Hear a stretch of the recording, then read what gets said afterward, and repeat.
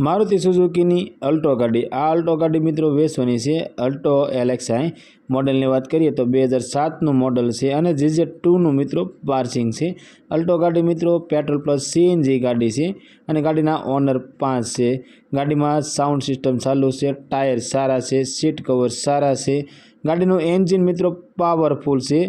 आखी गाड़ी मित्रों original to original tip top condition अंदर जोवा मळशे।